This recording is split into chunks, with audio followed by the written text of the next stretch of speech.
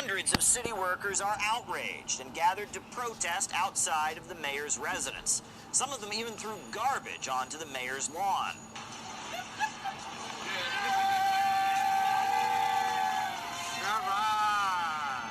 Garbage isn't only piling up on the mayor's lawn, it's everywhere. Sanitation workers across the city had a slowdown on Thursday. Residents have taken to social media to complain about what appears to be an act of protest by sanitation workers against the pending vaccine mandate.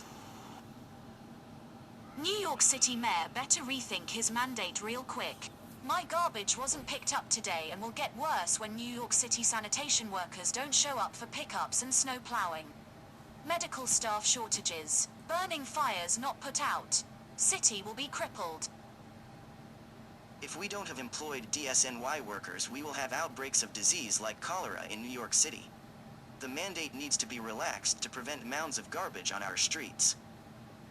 If your garbage hasn't been picked up, thank the New York City vaccine mandate. Bill de Blasio has been in touch with the sanitation department as well as the union that represents sanitation employees. He says this slowdown is unacceptable and that there will be consequences. Anyone who is not doing their job, you are harming your fellow sanitation workers, and you're harming your neighbors, and you're harming your city, and it's time to stop.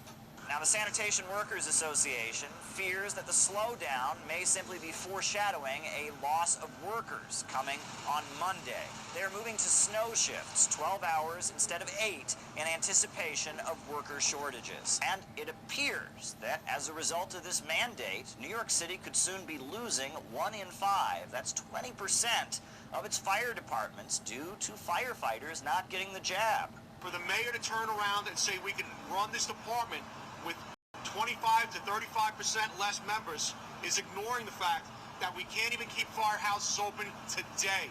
Right now, their livelihood is on the line, and their paycheck is on the line. If that doesn't motivate them, then me telling them to get vaccinated is not going to help them. There's a lot of people with a lot of stress. They don't know how they're going to feed their families, and they have to make this decision on an artificial timeline. Despite thousands of people refusing to get vaccinated and protests against the mandate, the World Health Organization is pretty firm. They say mass vaccinations are necessary to stop the pandemic and protect public health. New York City is bracing for a possible shortage of police officers and firefighters as a COVID vaccination mandate looms. Hundreds of first responders took their complaints about the mandate to the mayor's mansion today. We get more now from CBS's Mola Lengi. This is about anti-mandate and anti-mandate only. The divide over New York City's vaccine mandate for city workers spilled into the streets of Manhattan today.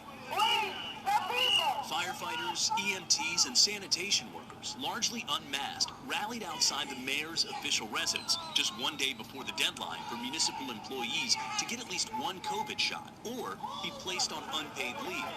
Our members should have a choice about their health. All but roughly 38,000 city workers are vaccinated, but about a quarter of the police force and a third of firefighters are not. You can't force a vaccine on somebody. It should be a choice. 6 of the country's 10 largest cities have or are planning vaccine mandates for municipal workers. Of those, New York, Los Angeles, and San Diego do not have a testing alternative. New York City's largest police union sued this week to block the mayor's vaccine mandate, but a state judge rejected that request. The police are asking the city to adopt a weekly testing option in lieu of vaccination, even though, compared to healthcare workers, first responders are at higher risk of contracting COVID. We're going to show up to work and fulfill our oath. If the mayor or the commissioner sends them home, what happens is on them. But you're going to be ready to work that day. Absolutely. But today, the mayor doubled down. You want to protest? Go protest. People want these jobs. Anyone that doesn't want to do the job anymore, I know someone else will step up and fill it. Now, if unvaccinated first responders are sent home Monday, according to the firefighters union, up to 20% of firehouses could have to close. That, of course, would impact the city's ambulance fleet and, in turn, response times.